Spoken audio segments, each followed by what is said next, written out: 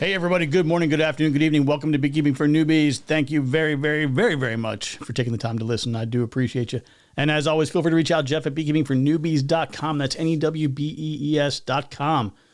All right, everybody. Well, it's a nice, beautiful 84-degree day here where I am. And we are talking about episode 139.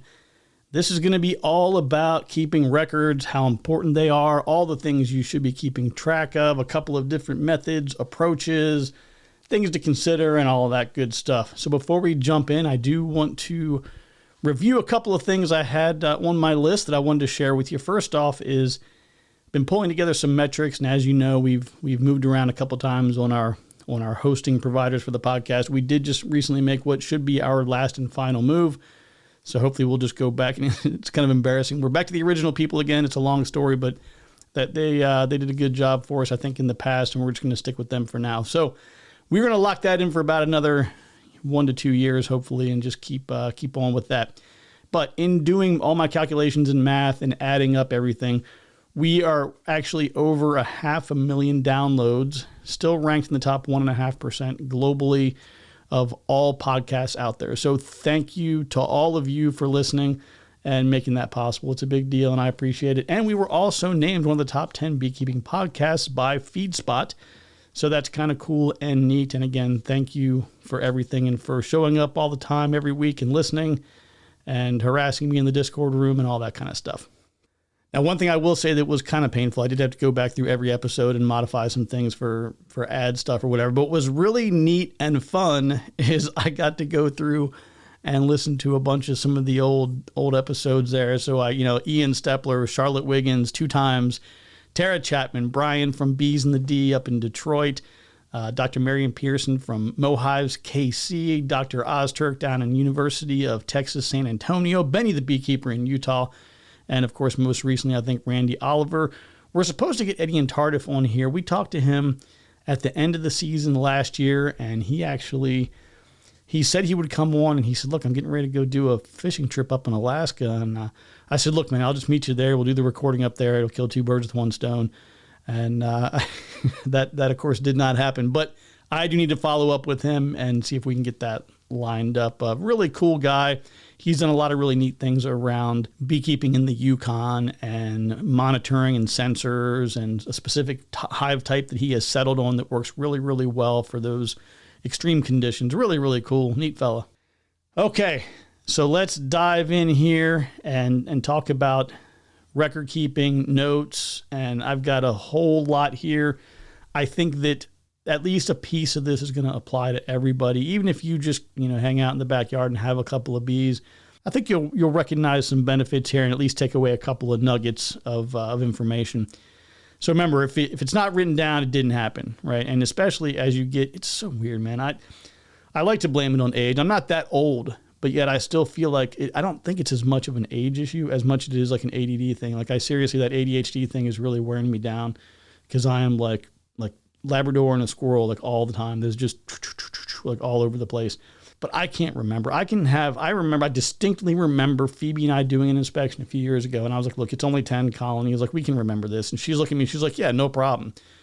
We're like 3 or 4 in. And I was like, which one was it that had that problem? And she looks over and she's like, I think it was that one. By the time we got to the end, it was over. It was done. It just doesn't work. I said, can you go in and grab the piece of paper and just write this down for us real quick?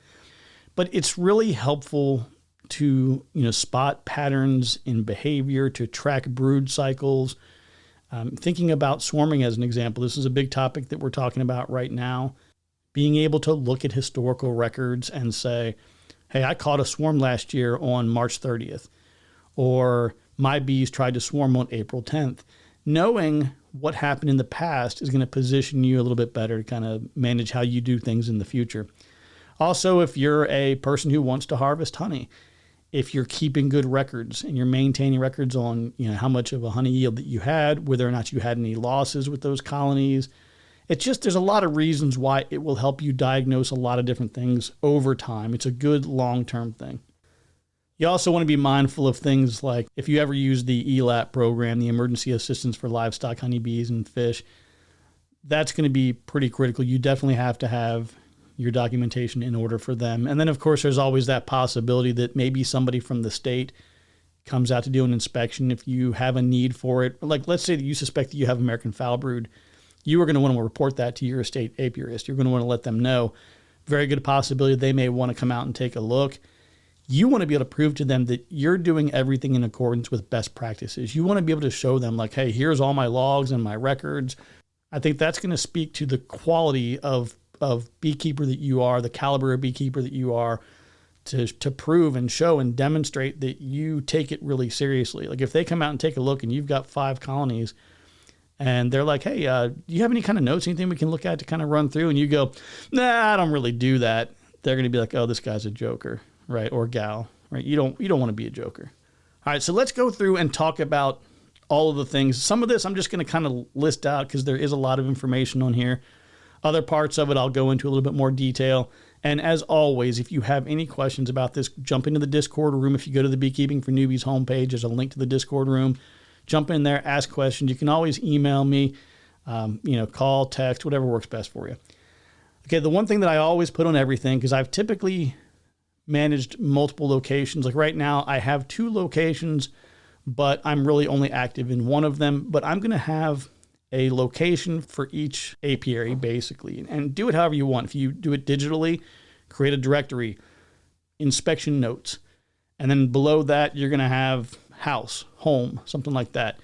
And then you have remote apiary or John's house or Kim's yard or whatever it might be.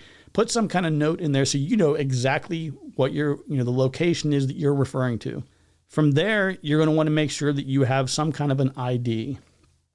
Again, this is one of the cool things in beekeeping. Like if you're not a creative person, there's so much that's going to be lost on you as a beekeeper. Like if you're creative and you like to build and make and fidget and like play around with different things, beekeeping is awesome because you can just do whatever you want to do. Now, what I mean by that is like, for example, like an ID for the hives. I don't know how much they were. I have no idea. If you're interested, I'll track it down and get you a link to it. But I bought these cattle tags. I think they were meant for like pigs and goats and small livestock. And I had a little hook, a little golden hook that I just literally pushed up against the side of the hive, twisted it in a little bit so that it hung there on the hive, and I hung the hook on that. That was after I started putting them under the bricks. I had the bricks on top, and I put them under the bricks, and then I started losing them, and they started getting messed up. But you could just have it hang in there, and that worked great. A lot of people will just go ahead and print like 9 or 12 or whatever on a single piece of paper, cut them out, laminate them, and then cut them out.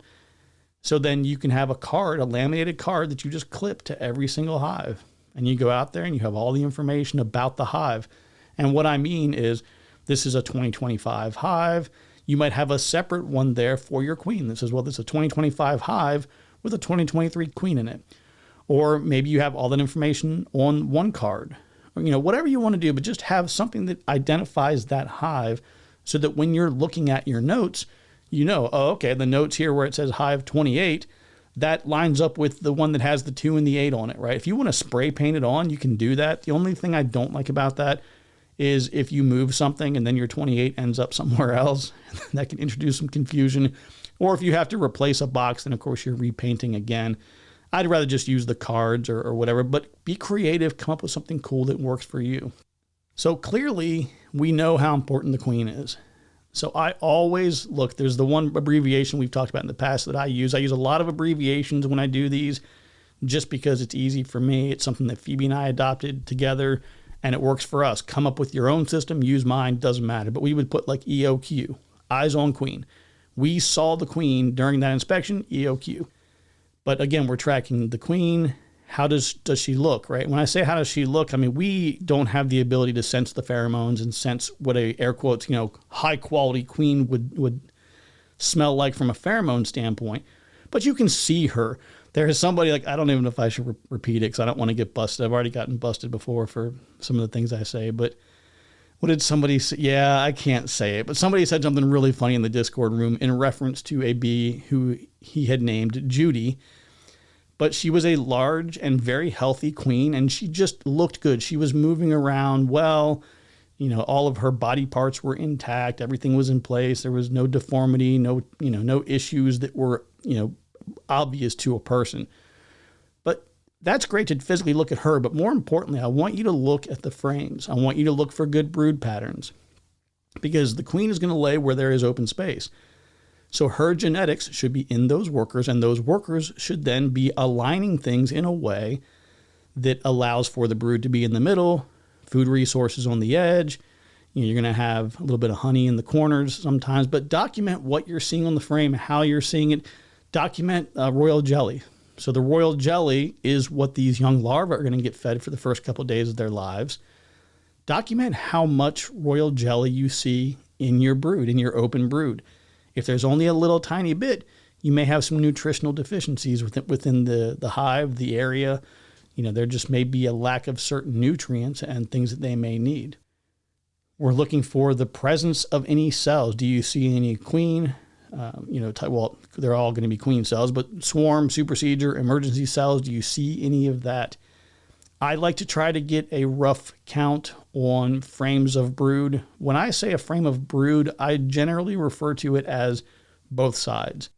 And you can pick a round up, round down, whatever works for you. If I have a frame that has brood on it, I'm going to say, okay, yeah, there's a frame of brood. I don't say, okay, there's two sides, that's two. I just say that is a brood frame. So I'm going to count how many frames I have with brood. If I've got capped honey or stored nectar that is waiting to be capped, I will definitely make note of that as well. If you see some pollen frames or you see a lot of good pollen resources available, definitely make note of that. Another thing you want to keep track of is the temperament of the colony. And you want to do this in conjunction with the weather. I think that's really good to keep track of the weather. So if your notes say that today is 84 degrees and sunny, and you have a colony that's just really, really ornery, you're like, wow, it's a nice day. It's not windy. It's not too cold. They're not overcrowded, and they're just really nasty towards me. That's a good note to have, because next time you do an inspection, I like to look through when I have the time. I like to look through my notes ahead of time so that if there were challenges or issues from the previous week, I can go back and double check on those things. What I will often do is put a summary at the end of that day's notes and just go back and read that. That way I don't have to read the whole thing. But I can go back and look at the summary. It'd be like hive 8, 12, and 17. Double check those because of X, Y, Z. But I want to keep track of that temperament, because we've talked about before what I used to say were the 5 traits of a quality queen or a quality colony. And of course we bumped it up to 6, because of the varroa resistance being pretty important as well nowadays. That's a really big priority. The colony's temperament is definitely one of those things that I like to document.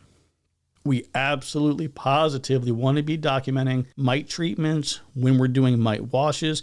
And you can do this. It doesn't even have to be in the notes. Like some people will just grab a piece of duct tape, slap it on the top of the hive, take a Sharpie and just put something on there. If that's how you want to keep your notes or you want to keep track, do whatever works for you. But make sure that you are keeping track of when you're doing your mite washes, what your mite counts are, because you have no way of tracking things long term and validating that your treatments are working if you're not documenting them in some way. If you're using a feeder, I would definitely want to say in my notes somewhere, you have a double deep, let's say you have a double deep and there's a honey super on top. For whatever reason, new developing colony or that's a lot of hive components, and you've added a feeder somewhere. Well, where's the feeder? Do you want to kind of go into it? Like, let's say you have a colleague that you're working with or a child or a friend. It'd be nice to be able to say, hey, in that second brood box in position number 2, that's where the feeder is, or position number 1, or whatever it might be. Documenting where the feeder is, when the last time was that you put the feed in it, how much of the feed was consumed. Those are all great things to keep track of. It's also a good idea to keep track of their space. So as a brand new beekeeper, you've got that first deep down there with your nuke or your package bees in there, and you're thinking, okay, what do I do now? Well, you got a whole bunch of other challenges going on about getting them to draw up space, but assuming that they're going to use every bit of space that's available, and you say, okay, well, I'm at about 7 out of 10. That's kind of the rule, right? 7 out of 10 frames being used, or 70% of the frames or capacity or space being used. That's a good thing to document. Hey, look, I think I might need to add another super on the next inspection. Well, put that in your notes. That way, when you read your summary, you're like, oh, crap, today I got to add a honey super. I better get that ready. Now, I've mentioned before about including weather, but I would make notes of any details you can get, not just cloudy, sunny temperature, but like, let's say there's a storm coming in and there's a low pressure coming in. Well, the pressure is going to start dropping ahead of the storm. Bees can sense those types of things.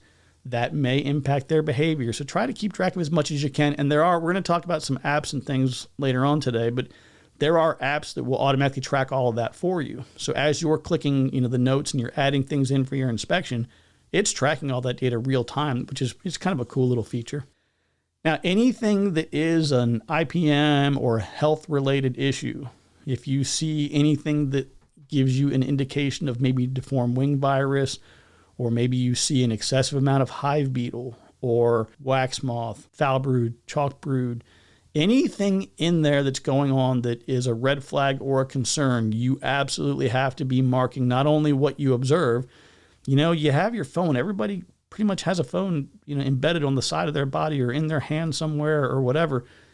Just grab that and take some pictures of what you have and add that to your files. Add that to your digital notes and digital documentation to help you kind of better understand things if you don't know what you just saw. That's where I've mentioned to everybody a whole lot of times, particularly for new beekeepers, there are just way too many things that can go wrong for you to try and become an expert on all of them. Learn what right looks like. Learn what a good, healthy colony is supposed to look like. And when you look at that over and over and over again, it's just like finding queens. People say, I have trouble finding queens. It's weird. You look, and once it gets embedded in your brain what that queen looks like, it is so much easier to find her over and over and over again. It's the same thing with a healthy colony. When you know what a good, healthy brood frame looks like, you can glance at it and be like, boom, boom, boom, this colony's great. When you look and you go, whoa, what in the world is that? You don't have to know what it is. You don't have to know that it's foul brood or chalk brood or nosema. You don't have to know. You just need to know something's wrong. From there, you can go take action. You can get help. You can ask people. You can do the diagnostics beyond that. But anytime you see anything out of the ordinary, you need to document it. Any actions you're taking, put notes in there about, hey, I sent a message to the team over on Discord about this, and that. And Mike came back and said that he had this happen to him and this is what he did. And put the date on there. And then that way you can always go back and refer to the Discord conversation because I don't delete the history. So you can go back in there and you can reread what those notes were. All right, so I want to take a little bit of a sidebar within this because we did mention about the need to document your queens a little bit separately from your colony, your main colony. What I want you to track with your queens is where did you get your queen? What is kind of the lineage of it? Did you buy a VSH queen? Is she a Saskatraz or a Buckfast Italian? Any information you have from your original source, I want you to document that. Now, we've talked about all the characteristics about temperament, honey production. So I'm going to go ahead and run through that list, but I want you to make sure you're documenting their ability to overwinter, their temperament, their honey production, varroa mite resistance, hygienic behavior, and their tendency to swarm. I want you documenting and keeping track of all of those. If you have daughter queens, or if you're doing any of your own queen rearing and queen mating, I want you to always keep track of who the queen mother is. Make sure that you can see, hey, these are all the characteristics I love about her, and I've had these 20 queens I grafted over the summertime or over the spring, and now here's the success that I'm seeing with them or the lack of success, or here are the traits and characteristics I'm seeing from her daughter queens that I really didn't expect to see, but there's these other things that I really like. Right, being able to track all of that mating and those genetics, that's huge. Track when you introduce her to different hives. It's not unusual for queens to get mixed around sometimes in larger apiaries. For a smaller hobbyist at the house, you don't really have a need to be moving them around a whole lot, but you might. You may very well say, hey, this colony is getting big. I think they might be thinking about swarming. I'm going to synthetically swarm for them. I'm grabbing the queen in a bunch of frames and we're going to go move it to a different part of the yard. Boom, fake swarm. And now that queen is in a new hive, or she's at least in a new location. So that kind of puts you in a situation like, okay, well, I've got colony number 5, let's say, and queen number 8, or whatever your numbering system is. Well, colony number 5 is going to stay there, but queen number 8 is going to go to a brand new colony, which is now colony number 15. So now you're renaming and you're creating a new box. And so again, keeping track of all these things and where that queen went and her history, all very important stuff. And of course, you definitely want to keep track of her age. You want to be paying attention to that. A lot of people have varying theories and approaches to this. I don't have a dog in this fight. I really don't care. My general rule is going to be if I have a queen this year, let's say I rear some queens this year and they overwinter, then the spring, summer of 26 is probably going to be their most productive year. And I will keep them in all of 26, and probably at some time in, early to mid spring, probably like the May to June time frame, I may consider going ahead and requeening them in 27. I may not, right? Some people will say, I don't requeen. I wait until I see a supersedure cell, and then I go ahead and replace the queen at that point in time myself with a new queen from my stock. Some places let them go ahead and do the whole process. They make the supersedure cell. They eliminate the old queen. They bring a new queen in. Pick a way that works for you. What I like to do is just be on like an every 2-year kind of policy. Give her that second most productive year, give her the year after, and requeen. Probably, she's a good overwintering queen. You don't need a whole lot of eggs to overwinter. Maybe overwinter her and replace her in the following spring, something like that. Just find something that works for you. But that's also helpful too. When you have and you can track this lineage, you may decide you want to start selling queens to people, and you can say, well, I bought this Buckfast queen from the University of Guelph up in, Ontario? Up in Canada? Anyway, wherever they are. You're buying, you buy a queen from a reputable source, and then you can track the lineage over so many years and all the traits, and then being able to pass that on to somebody else and say, here's all the information about this line of queens. So I touched on it briefly before, but I do want to make sure I kind of dive in on a little bit more on some of the things I think are really important to keep track of for long-term historical, or at least for good things to give you actionable intelligence every spring. So we talked about the swarms. When did somebody else nearby see a swarm in addition to maybe what you saw? How many pounds of honey did you harvest per hive? How much did you leave for them? How much was still left in the spring? So tracking everything around honey, definitely a good thing. Now, another kind of consideration in this is we've talked about all the things you should be documenting, but we haven't talked a whole lot about the physical way of doing it. When I first started, it was no documents. There was nothing being documented. And then it was like, hey, I probably ought to document this. So then it went to just like physical pieces of paper. Like I would literally grab a piece of paper when I went outside, write it down, make some notes, and hope that I could find that piece of paper next time. Then from there, it shifted to the spiral notebook, which was really cool. We now had one single place. You could go ahead and keep all the pages together. You could label the spiral notebook, and everything was great. Then, I was an IT guy by trade for a long time, and I thought, hey, I bet there's got to be an app for that. And I found, I'm pretty sure it was Hive Tracks that I was using, but a long time ago when they were very new. And I paid, I think I paid, I want to say it was like $60 for a year membership on it. But I thought, they're a newer company. They're still under development. They're trying to make some cool software. And it was really neat because you could make a new hive within the app.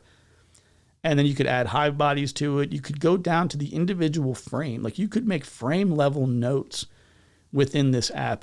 There were a couple things about it. And again, this is probably 5, 7, 8 years ago. I can't remember how long it's been since I used it. It's probably been every bit of about 8 or 10 years. But there were a couple things about it that were a little bit clunky.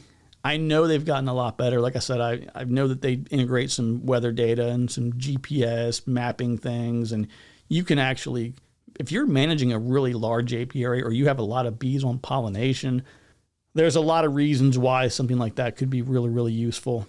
I'm at a point right now where what I like to do is I like to pay for things I use.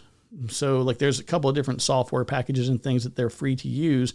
I try them out, I use them, and I'm like, wow, this is really valuable. Let me make a donation. Let me, buy a license, even though I don't have to. It's freeware or whatever. That's kind of the way that I do things. If it's valuable to me, I pay for it. A lot of these things kind of don't give you that option. You sort of have to make a commitment to them up front, or the trial gives you limited access. And I want to see the full access. I want to know the full program. So I'm not going to go into an app. I'm not going to spend money on it. I'll do them handwritten or whatever. But that leads into another piece of the discussion. If you're going to do them digitally, that means that you've got gloves on, right? Now, let's say that you're glove free. Okay, that's cool, but you still have to have an app in the field. You still have to have an iPad or a tablet or your phone. There's something that you're interacting with to make these notes. And then, of course, I wonder how well your Face ID is working to unlock your phone when you have the veil on, right? Another thing to consider. But doing all those digital notes can be kind of a pain in the butt. So we had started, again, early on, just writing everything down. And then I remember one time Phoebe and I were doing an inspection, and I think it was like one of us was going to do the first half, was going to do the inspections, the other one was going to do the writing, and then we switched. And by the time we got to that paper, it was destroyed. I think we even had a little bit of some rain that came in towards the end or something like that. And our fingers were all sticky, and the propolis got onto the paper, and we tore it a couple times. It was a disaster. It was a nightmare. But if you can have a helper who is not inspecting, who is just holding a solid notebook of some sort, whether it's a log book that has a solid bounded log book, or whether it's a spiral, get something that works for you, and you can get that separate person writing. That's really, really helpful. Now, I kind of touched on Hive Tracks. There's another one called Hive Bloom. A lot of people like that. Has a lot of tracking capability things with queen lineage and other things in there. You have Apiary Book. Another one is called Bee Tight. Another one is Bee Plus. It's iOS only for that, is my understanding. And then there's Broodminder, which I guess combines some physical sensors with some data tracking and things like that. So I'm not actively using any of those, but I did want to mention them in case that's something that you wanted to look at. I know a couple people in the Discord room have shared some experiences with some of their software, but I found an approach that I really, really like, and I've decided that this is what I'm going to stick with, and I'm happy with it. It works really, really well for me, and it's kind of cool. So I posted this device. I posted a link to it in the Discord room. I also own the domain bestbeekeepinggear.com. I put a top 10 list of things out there that for new beekeepers and stuff. But on the bestbeekeepinggear.com website, I think it was down low in the list, number 9 or 10 probably. It's this little device. I just bought another one the other day. I can't remember what I paid the first time I bought it. I thought I only paid $22, $25. It was a different one this time. Same thing. It looks different, slightly different color, and it was listed for $15 or $16, and it was 50% off. So for $8.50, I got this little wireless mic. And what's cool about it is the whole thing is probably about the size of a pack of cigarettes. And you open it up on the top. It's like a built-in case charger kind of thing, USB-C to charge it. And when you open it up, there are 3 parts that are inside of it. One of them is a wireless mic that you just clip onto your shirt, clip it onto your hat, whatever you want to do, clip it somewhere. The second one, same thing.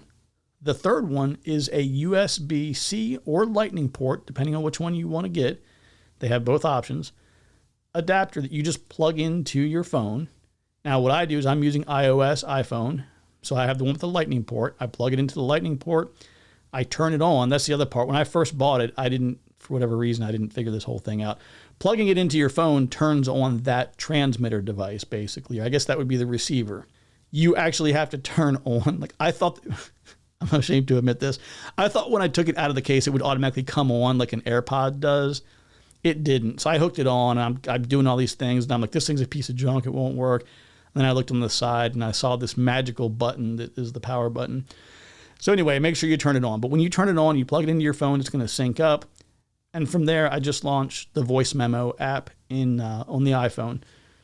I clip that on. I do a little test. I stop it. I play back the test, make sure it sounds good, hit record, drop the phone in my pocket, and just go. I've done inspections for a long time before, and I've never had it die on me before. Now you have that full thing. You can go through and be like, okay, hive number 123. I see this and this and this. The configuration is a double deep with 2 honey supers, queen excluder in the middle there. Everything looks good with this and this. You're just talking through it. And then you go back later on, you play it back, and then you transcribe those into either written or digitized notes. To me, that's the best thing to do. If you wanted to, you could even save those files off somewhere just for historical records if you felt the need to do that. But that has been absolutely just kind of, I hate to sound cliche, but kind of game-changing, really, because I'm not dealing with all the pieces of paper. The digital stuff is really easy to do. I mean, I'm just really, really happy with that approach. All right, everybody, so we're going to get towards the end here. So just a couple of quick highlights, recap, whatever. If you don't want an app, you don't have to have an app. Get a piece of paper and a pen, and that'll work just fine. The important thing I want you to do is I want you to be consistent. It doesn't have to be perfect. You don't have to be, an expert in how you document things. No one's going to, stop by and grade your work or anything. Make notes in a way that work for you. Keep track of everything and start doing it right away. This is a good habit to get into as a new beekeeper, right? Teaching an old dog new tricks can be a little challenging. So as a new beekeeper, make this one of your priorities, right? Put this up there pretty close with your Varroa treatments that you're definitely going to be doing because you have to or your bees are going to die. And say, hey, I'm going to do this. I'm going to make sure I'm taking good notes. I think in the long term, you'll recognize tremendous value from doing this. I think it's going to save you time. It'll save you money. And it'll save you the stress of trying to remember all the stuff that's going on. On the outside, as a new beekeeper, you haven't even done your first inspection yet. You don't even really know what's going to, what you're coming up against here. You get into that stress of all the stuff going on during the inspection, all this craziness. You're not going to remember everything. Make those notes, keep track of it somehow. And if you need to, like I said, hit the Discord room. I can get you a link to that little device. I love it. I'm really happy with it. Like I said, for less than $10, you can't beat it. But having something like that in place really allows you to keep track of things in a way that's professional, but also necessary. All right, everybody. So check out the website, beekeepingfornewbies.com. We have the YouTube channel. It's just youtube.com/@beekeepingfornewbies. We got swarm trap plans on the website, nuke plans, all kinds of stuff, different information. We're still working on the Master Beekeeper program. That has had some challenges with it, but things are moving along, and we're probably not going to hit the tomorrow original hopeful target date on that, but I think we're pushing more towards like mid-May at this point in time. I can give an update on that for anybody who's interested. All right, everybody, take care, be kind to one another. Remember that I love you. There's nothing you can do about it. We'll talk to you soon.